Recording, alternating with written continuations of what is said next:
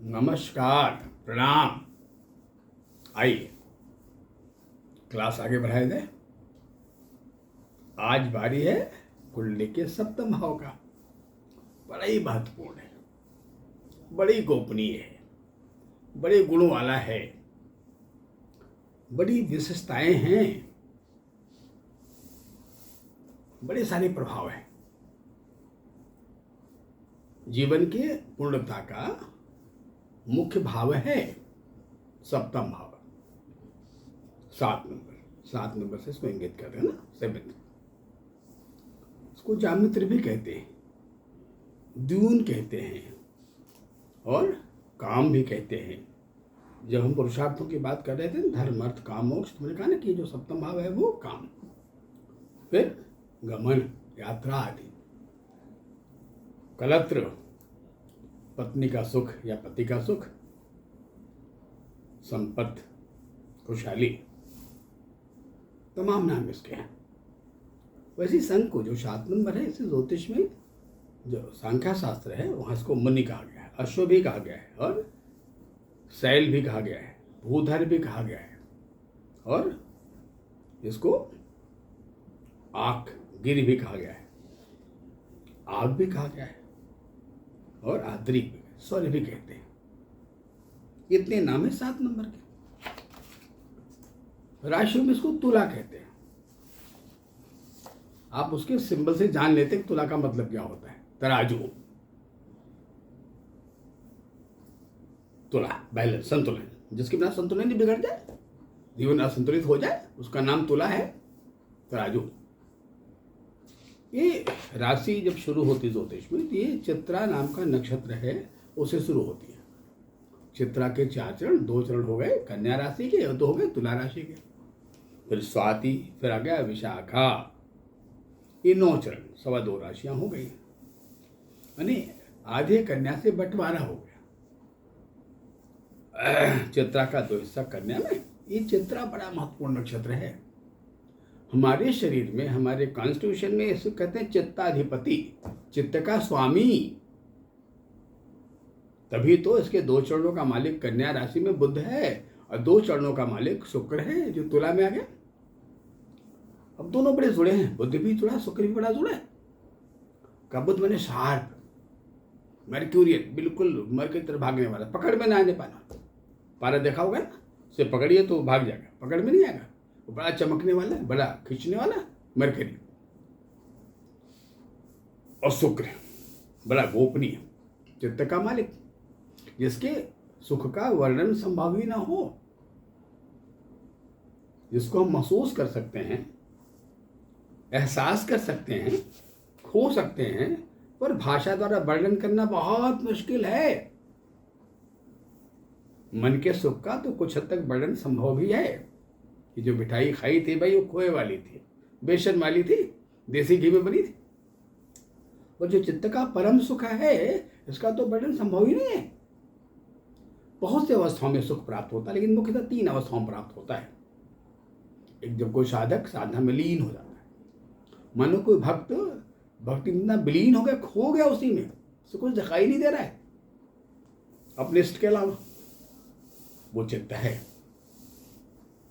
या 2 व्यक्ति, एक स्त्री एक पुरुष, वो पति पत्नी हो, प्रेमवत हो, संबंधों में हो, जब एक दूसरे में खो जाते हैं, मानो 2 शरीर थी, एक में कन्वर्ट हो गया, वो भी जो सुख होता है ना, वो अवर्णनीय होता है। इसका हम भाषा द्वारा वर्णन नहीं कर सकते, एहसास कर सकते हैं, अनुभूति कर सकते हैं।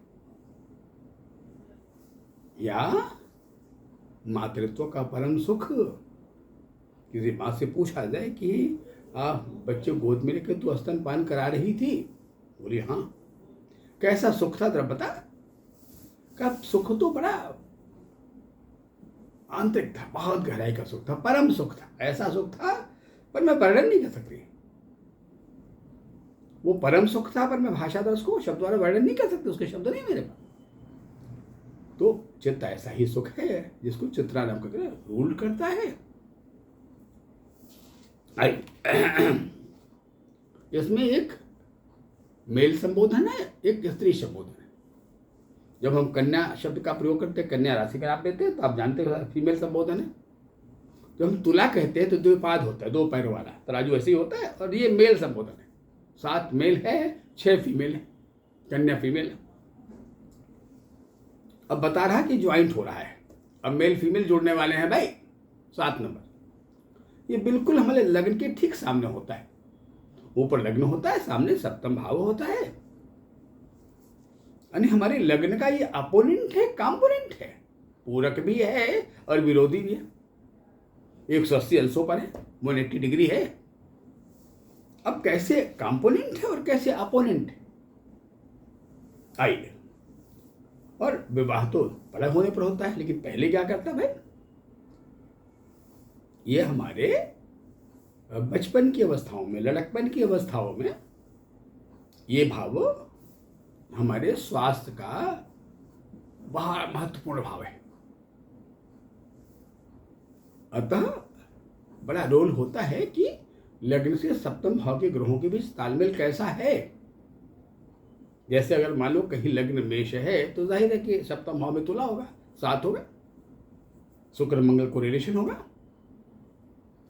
अगर मान लीजिए मंगल नाम का ग्रह कहीं बड़ा कमजोर, लग्न का मालिक कहीं कमजोर हो गया और 7 नंबर का मालिक शुक्र बड़ा मजबूत हो गया, तो क्या है, ये हमारे सिस्टम में द प्लेनेट ऑफ ऑक्सीडेशन कहते हैं, ऑक्सीजन यहीं से मिलता है। तो बच्चे का स्वास्थ्य अच्छा नहीं रहेगा, ठीक नहीं रहेगा। मंगल कमजोर हो गया तो उसकी इम्यूनिटी कमजोर हो गई। तो पहला है कि सप्तम भाव नाम का जो प्लेनेट है वो कंपोनेंट है और अपोनेंट है, कि उसकी कमजोर होने पर ये खराब करता है, तो अपोनेंट है। पर कंपोनेंट है, बच्चे को 2 की जरूरत है, एक माँ जो जन्मदायिनी है और एक पिता है। माता पिता का जो सुख है, ये दोनों अपोजिट सेक्स है, एक स्त्री सेक्स है, एक मेल सेक्स है, वो कंपोनेंट सुख है। और फिर जो नक्षत्र आता है उसको कहते हैं स्वाति। ये धीरे धीरे जब हम बड़े होते हैं तो हमारे स्वयं की पहचान को इंगित कराता है, इसको स्वाति कहते हैं। हमें बोध होता है ना कि हम क्या हैं, हम स्त्री हैं, हम पुरुष हैं, हम सामाजिक प्राणी हैं, पारिवारिक सदस्य हैं, क्या सत्व है, तमाम सारे बोध कराते हैं। और जीवन में न्याय दिलाने में, न्यायप्रिय बनाने में इसका बहुत रोल होता है। ज्योतिष एक प्रेरक विज्ञान है ना, ये प्रेरणा देता है, शिक्षा देता है कि देखो भाई अब तू बड़ा हो गया है, जवान हो गया ना, अब तेरा ब्याह होगा, जामित्र भाव का सुख प्राप्त होगा तो उसे स्त्री मिलेगी, या अगर तू लड़की है तो तुम्हें पुरुष मिलेगा। अब तुम्हें बड़ा जस्टिफाइड बनना होगा, बड़ा न्यायप्रिय बनना होगा, बड़े कठिन इम्तहानों से गुजरना होगा, पार्शियलिटी न आने पाए, डिस्क्रिमिनेशन न होने पाए। क्योंकि अब तक तुम्हारे जीवन में एक परिवार था जहां माता पिता थे, भाई बहन थे, तमाम लोग। अब तुम्हारी कनेक्टिविटी दूसरे परिवार से जुड़ने जा रहा है, यानी अब तेरा ब्याह होगा तो ससुराल मिलेगा, ससुरालय मिलेगा, अब दूसरे शब्द मिलेंगे जिसे हम अंग्रेजी में कहते हैं father in law, mother in law, sister in law, brother in law, तमाम नामों से कहते हैं। यानी अब जीवन में एक माता पिता थे, अब दूसरे माता पिता प्राप्त होने वाले। ये शिक्षा देता है कि जब तक हम उस परिवार को अपने परिवार के तहत एक्सेप्ट नहीं करेंगे, ऐसा सम्मान नहीं देंगे जो हमारे परिवार जैसे हो, तो संबंधों का निर्वहन ठीक से नहीं हो पाएगा। इस इम्तहान में पास नहीं हो पाएगा, फेल हो जाओगे। अब शुक्र का और काम क्या है, शुक्र को उष्णा भी कहा गया, उसको कभी भी कहा गया है, कभी तभाव, द्यून भी कहते हैं। वैसे तो खेले में जुआ को द्यून कहते हैं, काम भी कहते हैं, गमना यात्रा भी कहते हैं। ये जीवन रूपी यात्रा का महत्वपूर्ण भाव है। अब लगता है जीवन की असली यात्रा अब शुरू होने वाली है, विवाह हो चुका है, अब संबंधों की बेहतर पहचान होने वाली है, और यात्रा के लिए सहयात्री चाहिए। अकेली यात्रा बड़ी बोरिंग होती है भाई, और तब विवाह यात्रा के लिए एक सहयात्री दे देता है हमें कि चलो 2 लोग मिलजुल के बातें करते रहेंगे, समझ लेके चलते रहेंगे। और एक दूसरे का कंपोनेंट कहा गया है, पूरक कहा गया है। ये अपोजिट सेक्स वाले होते हैं लेकिन बड़े पूरक होते हैं। अब उस 7 नंबर का जो प्रिय प्लेनेट है उसको शनि कहते हैं। सुना होगा ना कि तुला में शनि उच्च का होता है, पर ऊपर जो 1 नंबर है सामने वाले में, उसे कहा 1 नंबर मैंने मेष में सूर्य उच्च का होता है। पहले वाले में इसका मालिक मंगल था, वहां सूर्य उच्च का होता है। सामने वाले में 7 है, इसका मालिक शुक्र होता है, यहाँ शनि उच्च का होता है। ऐसा क्यों भाई? अरे भाई ऐसा ही है। एक दिवा प्रधान सत्ता है, एक रात्रि प्रधान सत्ता है। एक डिवीजन है, अगर लग्न से लेकर सप्तम भाव में लाइन खींचे हम तो ये 2 हिस्से में बढ़ जाएगा।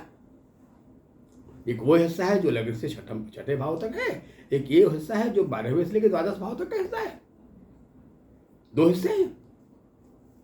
अब हम 2 संबंधों में जुड़ने वाले, एक संबंध था, एक संबंध नया मिलने वाला है। और हम अपनी माँ को जिस तरह सम्मान देते हैं, हमें अपनी मदर इन लॉ को भी ऐसा सम्मान देके ही हम उस इम्तिहान में पास हो सकते हैं। मानो जीवन की दूसरी माँ है, उतनी सम्मान की पात्र हैं।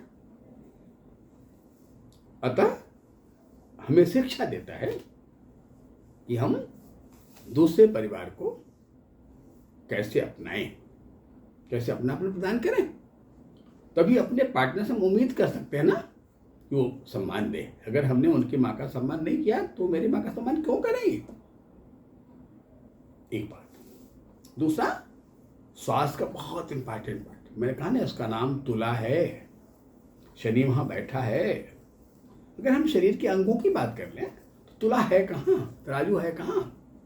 का 2 जगह। अगर सिस्टम की बात करें तो सिस्टम में कहते हैं नर्वस सिस्टम, स्नायु मंडल, ये पूरे सिस्टम का बैलेंसर है, संतुलक है, मन का संचालक है, माइंड बॉडी का मेन रूलर है। और अगर हम इसकी बात अंगों की बात करें तो हमारे दोनों पांव बिल्कुल तराजू के 2 पल्लों जैसे हैं। शरीर का पूरा वजन इसी पे टिका रहता है। जिसे हम चलते हैं, मोमेंट आता, गति आती है। जीवन एक यात्रा है और कोई यात्रा बिना पैरों के संभव नहीं है। सही बात। ये शिक्षा देता है कि हेड, सिर का जितना महत्व है पांव का महत्व से कम नहीं है। ये शिक्षा देता है कि ब्राह्मण बड़े जितना महत्वपूर्ण है, शूद्र उससे कम नहीं है, उसके पहले ही महत्वपूर्ण है। दोनों कंपोनेंट एक दूसरे के हैं, पूरक है भाई। यह शनि है, वहां सूर्य है, वहां मंगल है और यहां शुक्र है। मंगल में शौर्य है, पराक्रम है, लेकिन यहां जो शुक्र है सप्तम भाव में ना, उसमें गोपनीयता है, उसमें चोरी छुपे वाली बात है। चुपके चुपके, चोरी चोरी है भी। जो काम के सुख आनंद है वो उसके चुपके चुपके में ही, उसके चोरी चोरी में है, उसको ओपनशिप में नहीं, उसके खुलेपन में नहीं है। अतः हमारे पुरुषार्थों में काम है। काम का बेस प्रोडक्टिविटी होता है, उत्पादन होता है। यहां भी जो काम का आधार उत्पादन ही तो है। अपने समान प्राणी को जन्म देना ही उत्पादन कहते हैं, बेसा प्रोडक्शन कहते हैं। प्रोडक्शन कैसा हो? प्रोडक्शन 3 तरह का हो। एक तो चित्रा की तरह सुंदर हो, चित्र विचित्र हो, आकर्षक हो, मोह लेने वाला हो, स्वस्थ हो। और स्वाति की तरह बड़ा दर्शनीय हो। स्वाति की बूथ पढ़ा होगा आपने ना, बड़ा दर्शनीय हो, मन को खींच लेने वाला हो। और विशाखा, विष रहित हो, विषाख्य, इसमें कोई शरीर में कोई विष न हो। ऐसा तब होता है जब हमारे संबंधों का समन्वय, संतुलन अच्छा होता है। पिछली बार वार्ता किया था नहीं, जब ज्योतिष में जब विवाह की बात आती तो कुंडलियां मिलाई जाती है। उसमें यही देखना होता ना कि इन दोनों से जो संतानें पैदा होंगी वो कितनी अच्छी होंगी, और संबंध जितने अच्छे होंगे उत्पत्ति उतनी अच्छी होगी।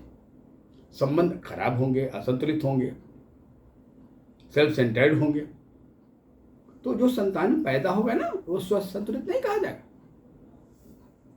तो हमारे पैरों का स्वास्थ्य, हमारे स्नायुमंडल का स्वास्थ्य, हमारे शरीर का संचालन, तुला कमजोर हो जाए, बड़ा वीक हो जाए कुंडली में, तो हम कहें भाई इनको तो मनोविकार हो गया है, नर्वस डिसऑर्डर हो गया है, डिप्रेशन हो गया है, कोई साइकोसोमेटिक प्रॉब्लम हो गया है, मैनिया हो गया, ऑब्सेशन हो गया, एंजाइटी स्ट्रेस बढ़ गया, तमाम बीमारियां पैदा होती, जिसे कहते हो स्नायविक डिसऑर्डर। जैसे फिजिकल बॉडी मार पड़ते हैं, उससे हमारी माइंड बॉडी मार पड़ती है। ये हमें जीवन में रोमांच प्रदान करता है, दोषों के अपनाने की कला प्रदान करता है, दोषों के मनोभावों को समझने की क्षमता प्रदान करता है। और जो समझने में काबिल हो गया, परिपक्व हो गया, उसका वैवाहिक जीवन बड़ा सुखद हो गया। यहां शुक्र है, ये भाषा के अभिव्यक्ति का सूचक है। जहां भाषा कैसे कही जाए, संतुलित भाषा कैसे हो, बैलेंस भाषा कैसे हो, भाषा में अतिरेकता न हो, भाषा में बहुत ज्यादा द्रवड़ भी ना हो। ऐसा नहीं कि भाषा रोने वाली हो, अहंकार वाली हो, क्रोध वाली हो और रसविहीन हो। ऐसी भाषा हमारे रोमांच को कम कर देती है। पर भाषा एप्रिशिएटिंग हो, भाषा इंस्पायरिंग हो, भाषा पैम्परिंग की हो कि एक पार्टनर दूसरे पार्टनर को पैम्पर कर रहा है, एप्रिशिएट कर रहा है, इससे हमारा रोमांच बढ़ जाता है, जीवन के आनंद बढ़ जाते हैं। तो इस तरह जो कुंडली का सप्तम भाव है वो बड़ा ही महत्वपूर्ण है हमारे स्वास्थ्य का। हम चौकीदार, खासकर हमारा जो माइंड बॉडी है उसके लिए संबंधों की जोड़ने की कला, क्योंकि ये इम्तिहान तब शुरू होता है जब आपका विवाह हो जाता है। जिन संबंधों पहले आप जी रहे थे वो सच में उस संबंधों से आप उतने वाकिफ नहीं थे, उतने परिचित नहीं थे। अब संबंधों का परिचय अब शुरू होगा। तब तो आप फ्री थे, तब आप सबके थे, पर विवाह के बाद अब आप उतने सबके नहीं रह पाए। सही बात है, क्योंकि संबंधों के अपने अपने एकाधिकार होता है ना। खैर, कहने का तात्पर्य कुंडली का सातवां भाव बड़ा महत्वपूर्ण है। बड़ी गहराई से इसको देखा जाए, स्वयं इस में जो राशि पाई जा रही है उसकी अपनी मजबूती कैसी है। इस राशि को इंगित करने वाला 7 नंबर का अंक कहाँ बैठा है, शुक्र की क्या पोजीशन है जो सप्तमेश होता है, 7वें का मालिक होता है, शनि की कैसी अवस्था है ये देखना बड़ा आवश्यक है। और इसके अपोनेंट हैं, इसका अपोनेंट कौन है, मंगल, सामने वाला। विवाह की वार्ता हुई, मंगली की बात हुई, कुंडली मांगलिक है कि नहीं, क्यों मंगल संवेदना विहीन है और शुक्र संवेदना जन्य है। सारे सुख संवेदनाओं में है। अतः हमें पुरुषार्थी होना भी आवश्यक है और संवेदनशील होना भी आवश्यक है। ये शिक्षा, यह भाव हमें देता है, बड़ा महत्वपूर्ण भाव है। अतः इसका निरूपण हमें ऐसे ही करनी चाहिए। बाकी चर्चा करेंगे अगले एपिसोड में। तब तक के लिए प्रणाम, नमस्कार।